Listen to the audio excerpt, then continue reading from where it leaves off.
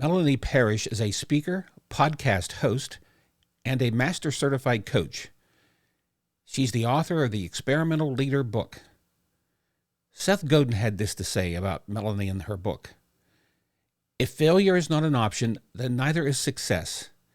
In this groundbreaking book, Melanie Parish helps each of us see that leadership isn't a fancy form of management. It's something far more urgent, important, and complex. Join me today as Melanie and I chat about her book, leadership, and a lot more. Hi, this is Bob Poole. Welcome to the Water Cooler Hangout.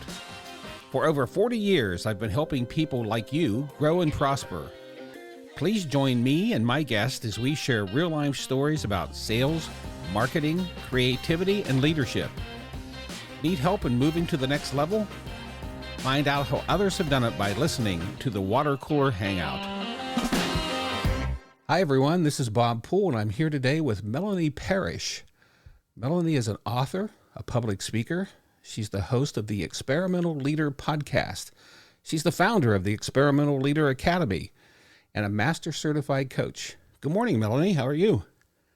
Hi, Bob. It's nice to be here with you. Yeah, on this chilly morning. It's morning here for both of us. You're up in Canada. I am. I'm an American, but I live in Canada, and I've been here about 8. I didn't know you were an American. I assumed you were probably Canadian. But you also have a place in Texas or Mexico or something like that? New Mexico, yeah. Okay. Yeah, my family is from New Mexico, and so every time I have to say where home is, I can't leave it off because my body thinks I live in New Mexico. Every time I drive into New Mexico, my whole body relaxes and I feel at home. You know, I told someone last week, this is really kind of funny because I was interviewing someone who lives in Utah, and I interviewed someone who lives in Mississippi, and now I'm interviewing you, and you have a place in New Mexico.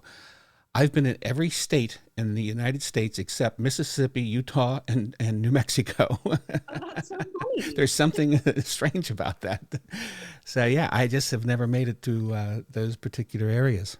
Oh, and South Dakota. That's right. I forget that one all the time. I've been to North Dakota, but not South Dakota.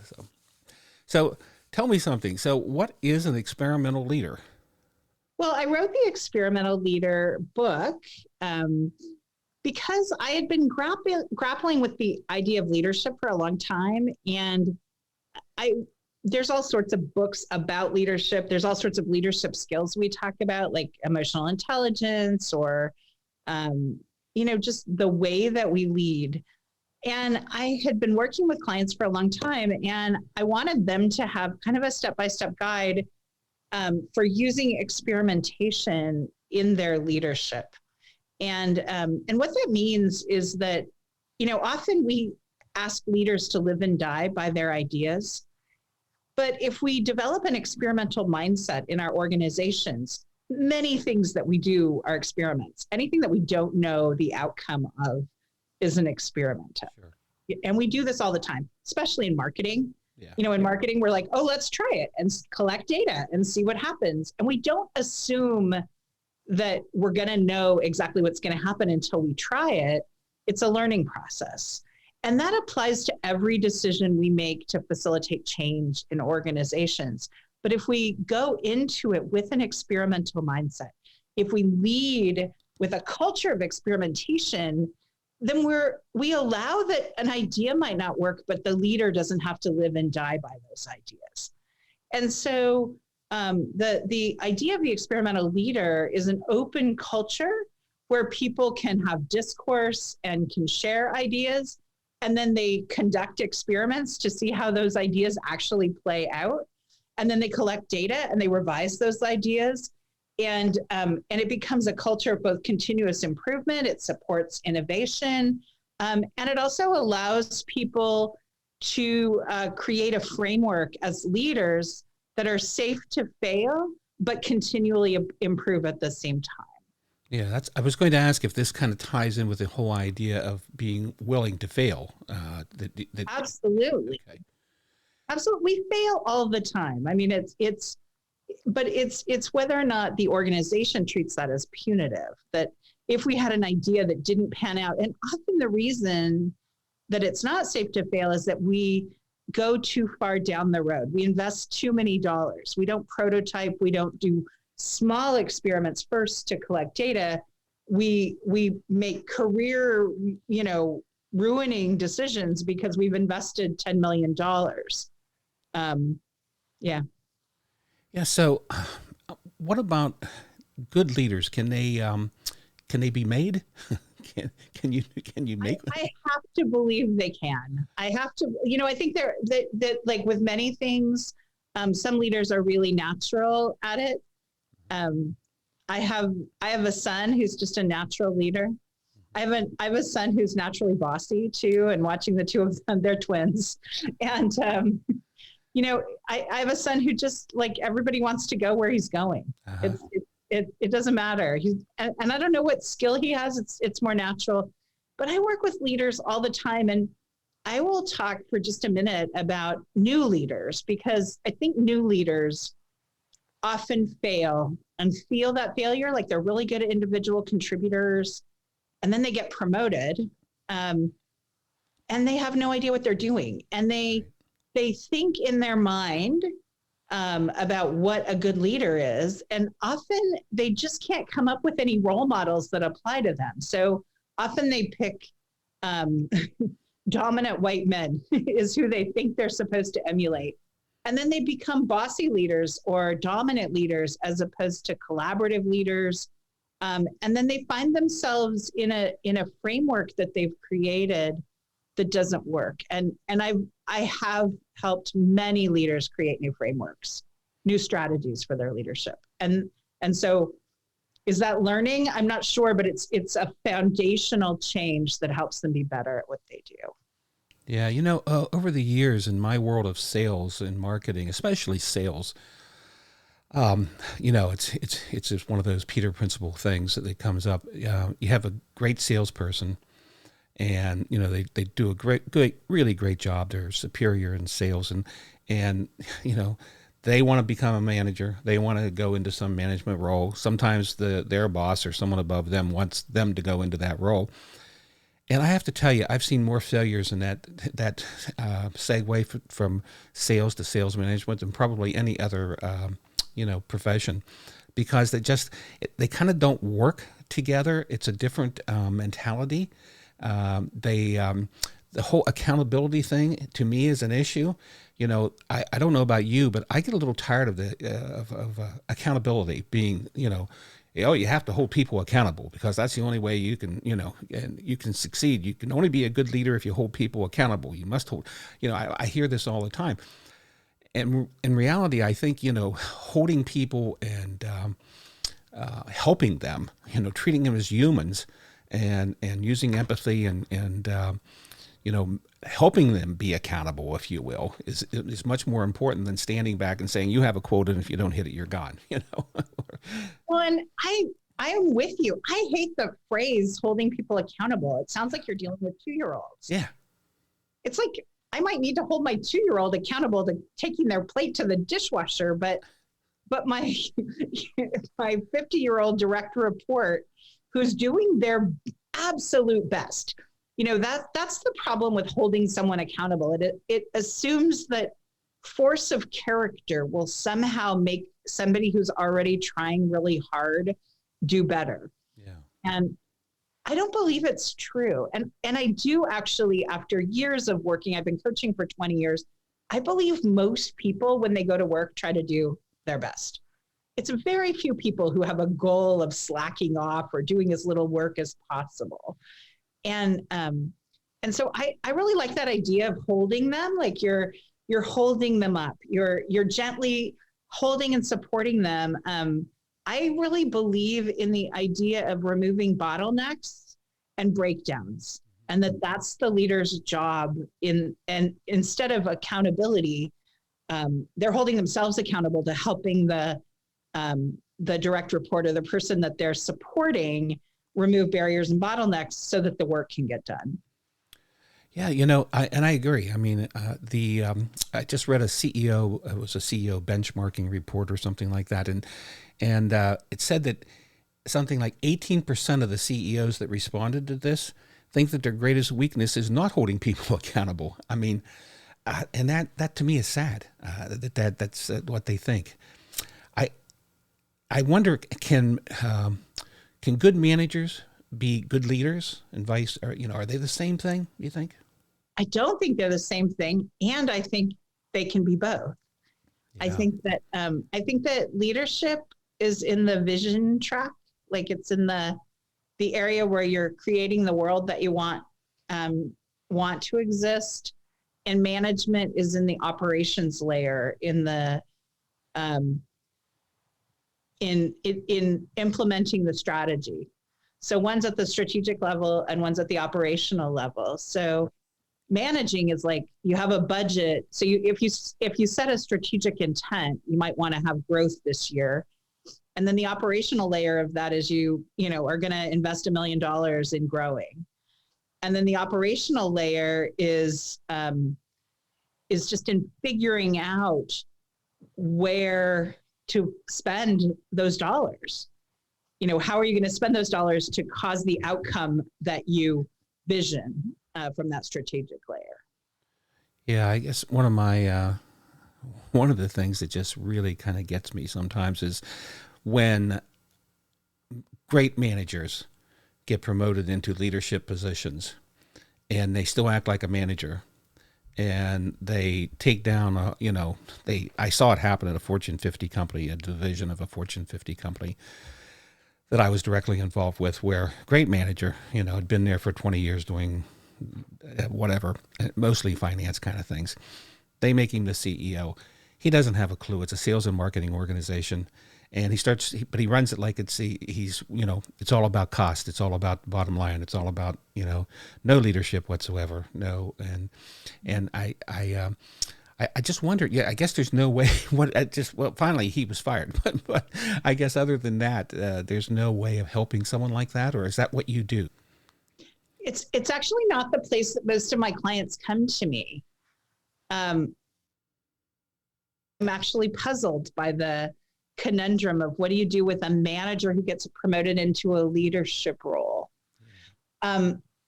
Making distinctions about that, I think, might be really useful, so that they start to understand what.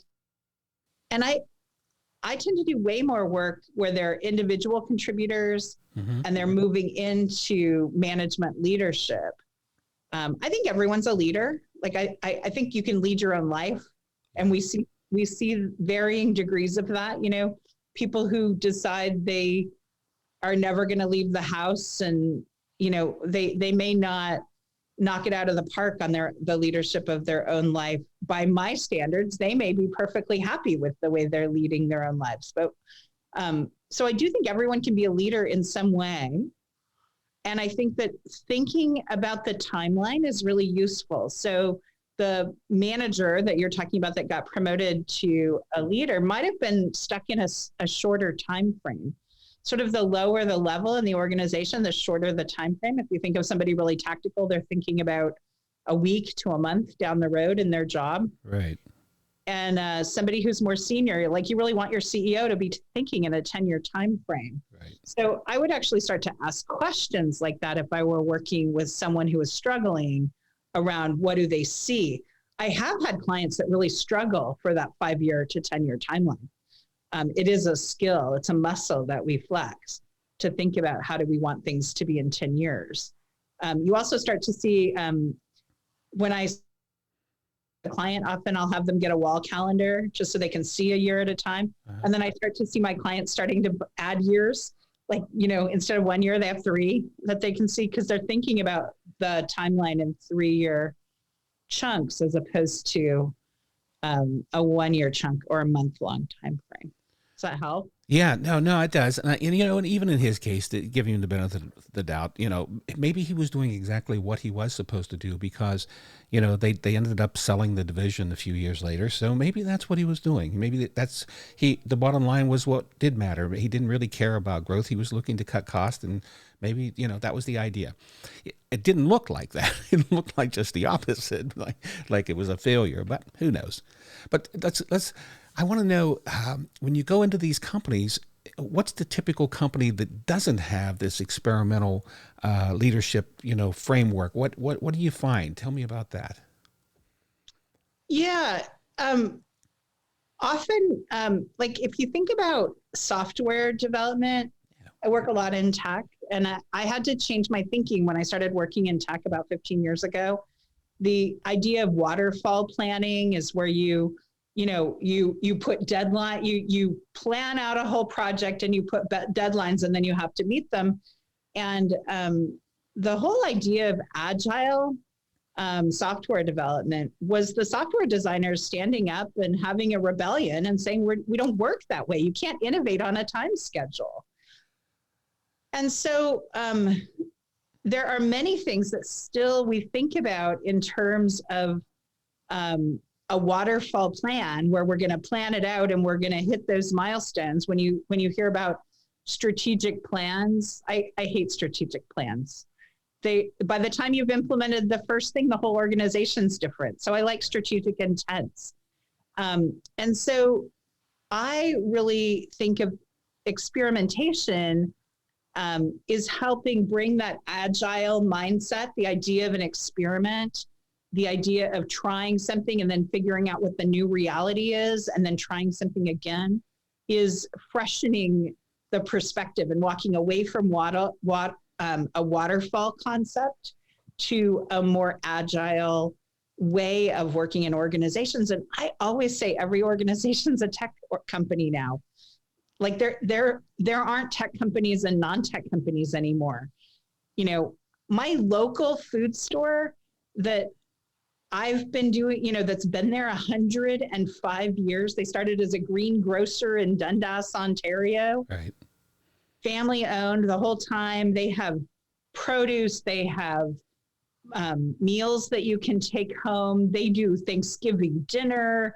They do tiny shop that has more traffic. Like their turnover in their store is incredibly high.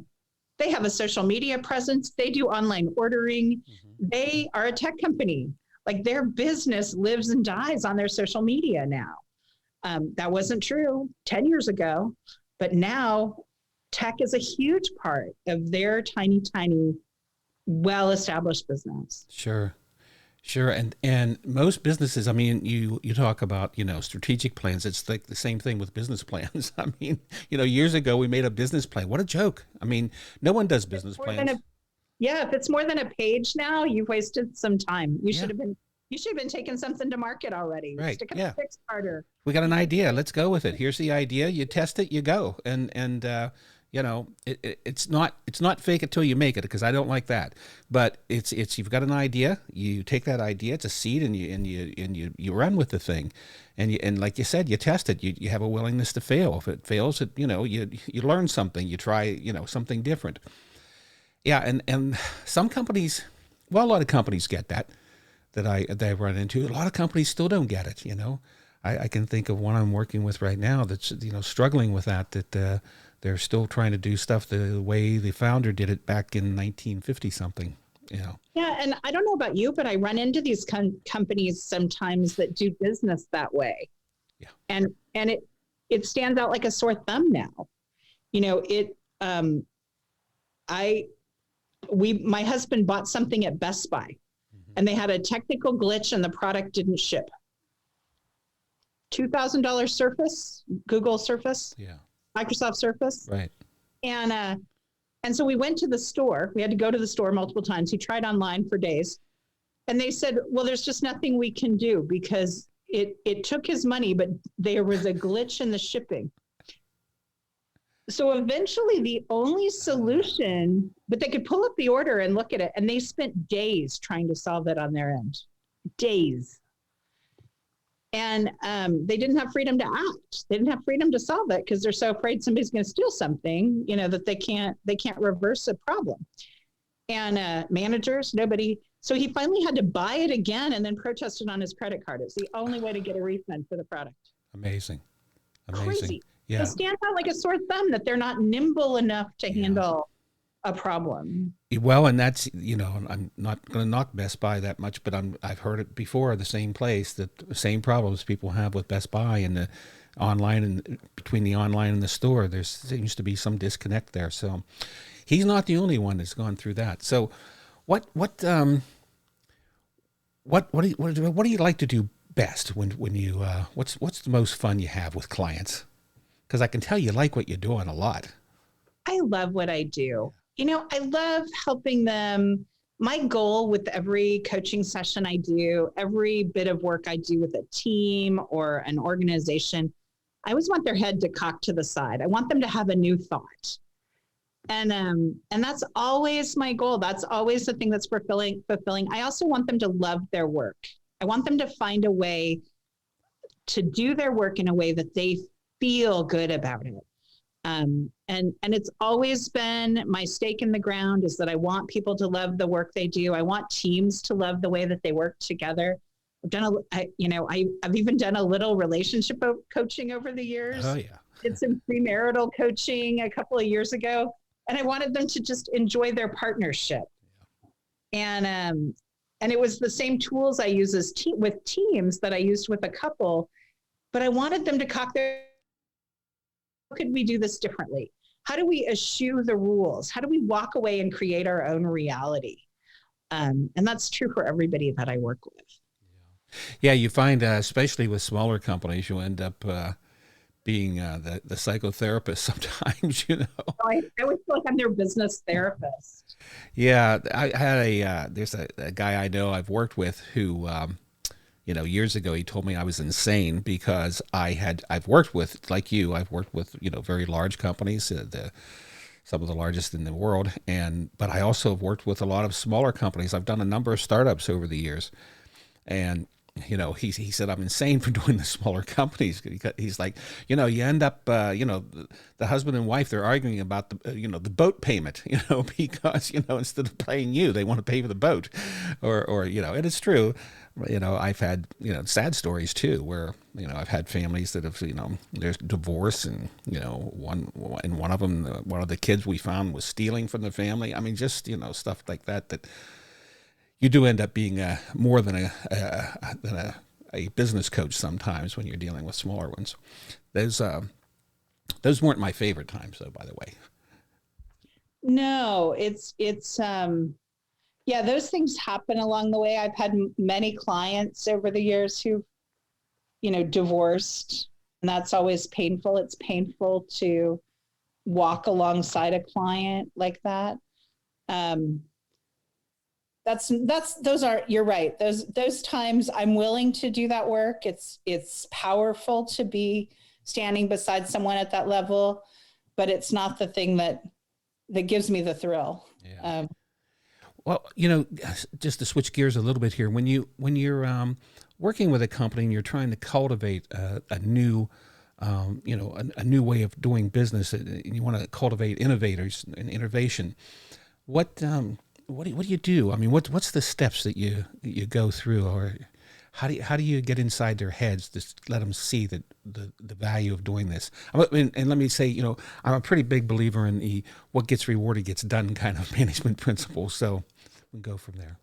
Yeah, I'm a big student of a guy named Eliyahu Goldratt, who created the theory of constraints and constraints management. And he always said that management attention is the biggest bottleneck in North America. And so when I'm implementing a new program, having the manager leader follow through with steadiness on whatever they have implemented is one of the things that takes sort of regular sort of coaching and care for them to do that, but that's how they transform. It's not some magic, I don't come in with a song and dance and transform organizations. It's the step-by-step, day-to-day, however you're tracking your experiments, are you looking at them? Are you giving attention to the people who are doing the work that you want them to be doing? Are you noticing it, commenting on it, giving feedback and elevating it? And that's the power is in that. And it's not flashy. It's not the flash of sales, for example, where it is the song and dance and the closing and all of that. It's the steadiness that I see is so powerful in creating an innovative culture. How does the management of employees come into play with this innovation, with this experimental thing? In other words, the first line employees and the people that are dealing maybe with the customers face to face, that kind of thing. How do you get them on the team?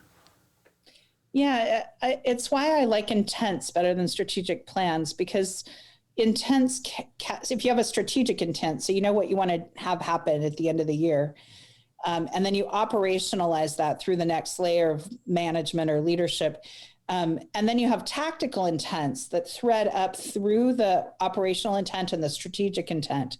You have a set of intents that take the organization forward at 3 levels.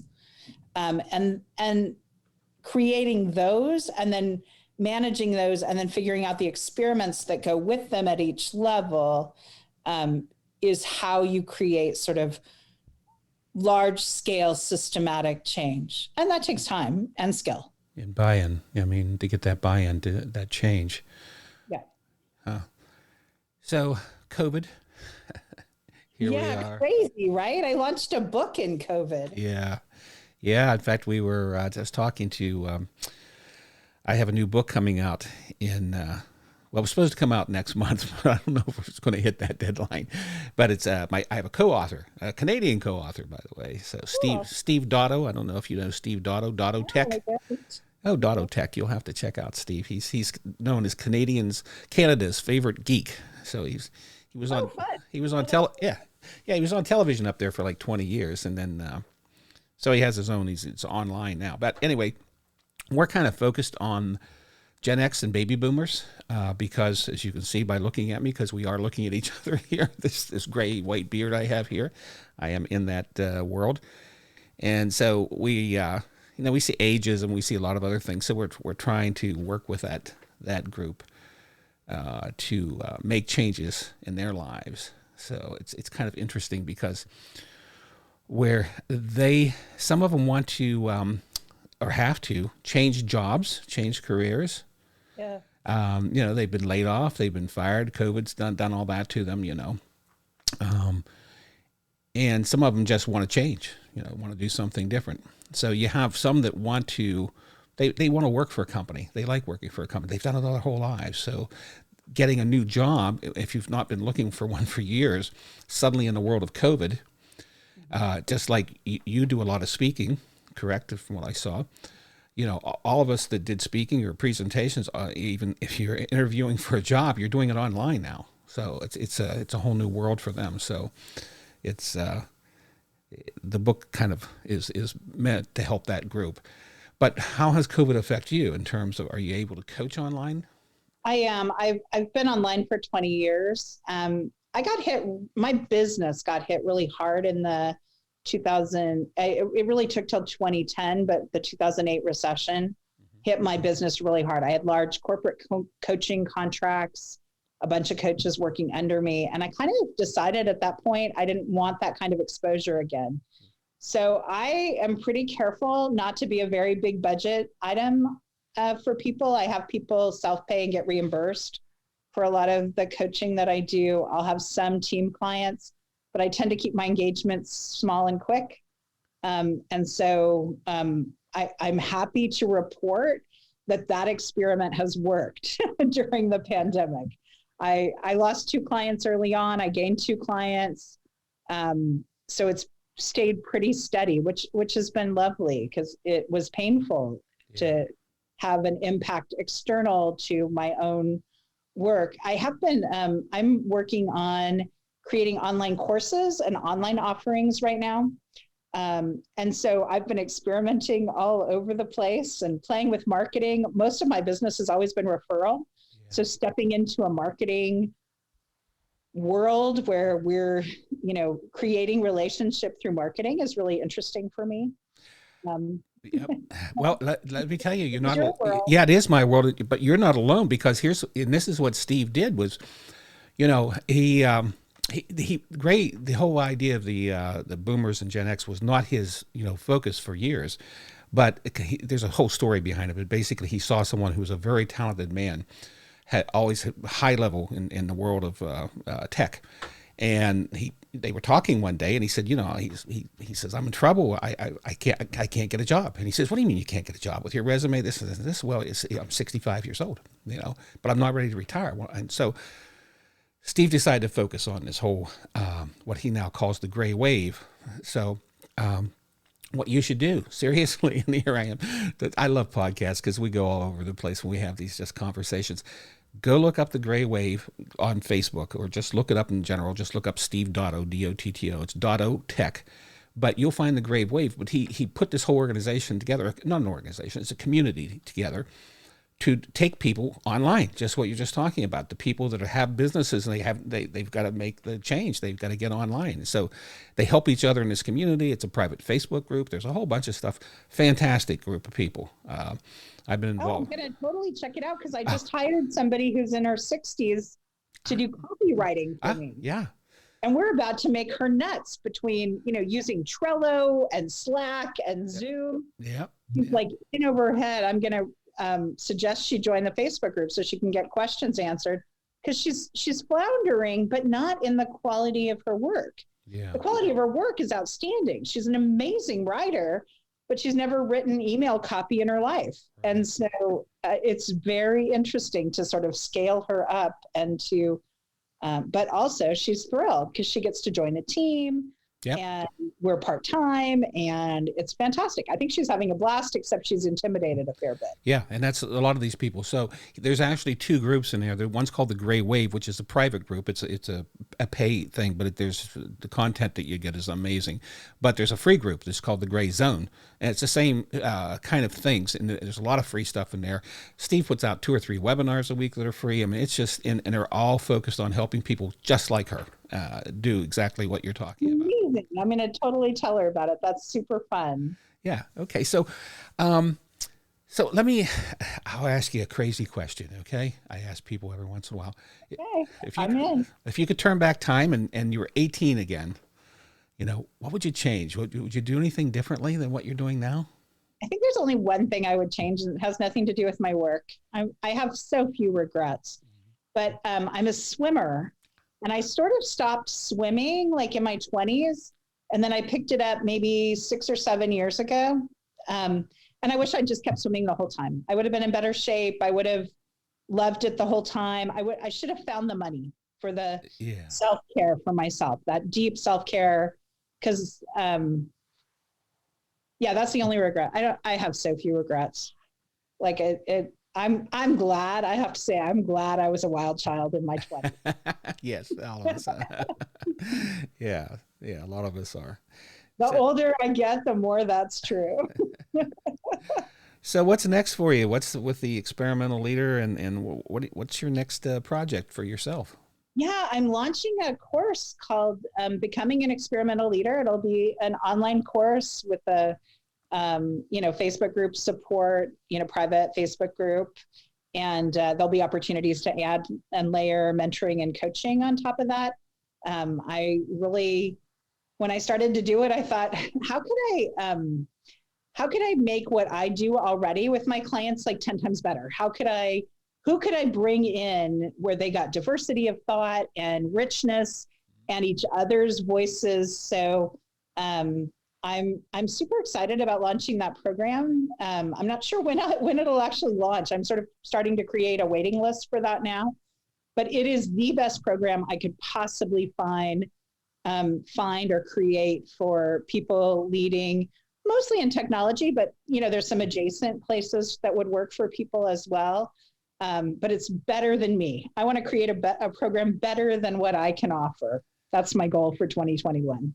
I have a feeling you'll do it too. So if someone wants to get hold of you, what's the best way to get hold of you? Yeah, I would love to give anybody who wants to get a hold of me a copy of my book. It's if you go to digitalbook.experimentalleader.com, you can get a free copy of my book. And we'll find you. Okay. Well, we'll put that in the show notes, definitely. And we'll definitely get that out there. Well, it's been a pleasure talking to you today.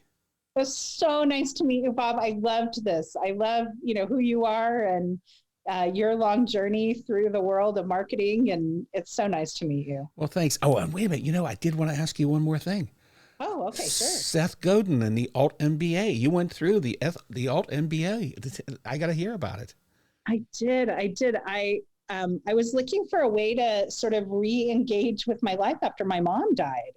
I was, I had been grieving for, 8 months or something. And I wanted a way to just feel alive again. And so I signed up for the Alt MBA. I had looked at MBA programs because I have a couple of coaching certifications. I've been through a couple of year-long coaching certifications. I didn't feel like the skill of coaching was what I needed, but I wanted to engage with business in a new way.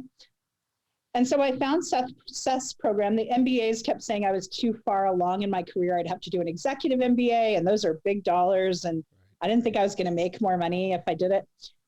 And I loved Seth's program. I thought it was super cool. I felt alive afterward. I had a group of, my groups. You go in different groups while you're in there.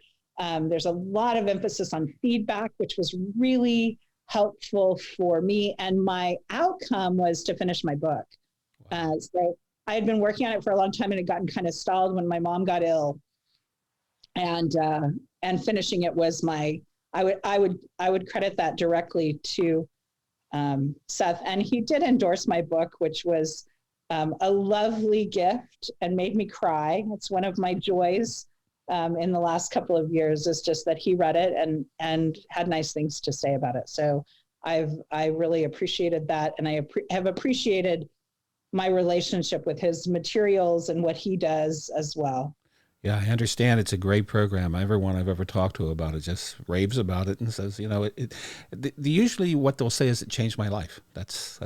Yeah, it's like, and it's funny because it's not like you feel it changing. Mm-hmm. But he talks a lot about shipping in that program, getting things out. Man, can I ship stuff? Like we've hired some consultants recently who are like, I've never seen anybody do things as fast as you guys do them. And it's like, we just don't tarry. We're like, okay, how do we move on this today? How do we, we move, things get done. There's no, and so it's become a flow in my work and all of our team's work is there's not much, the grass doesn't grow under our feet much. And I think that is, I hadn't thought about it, but I think that's true, a true learning from that program. Great.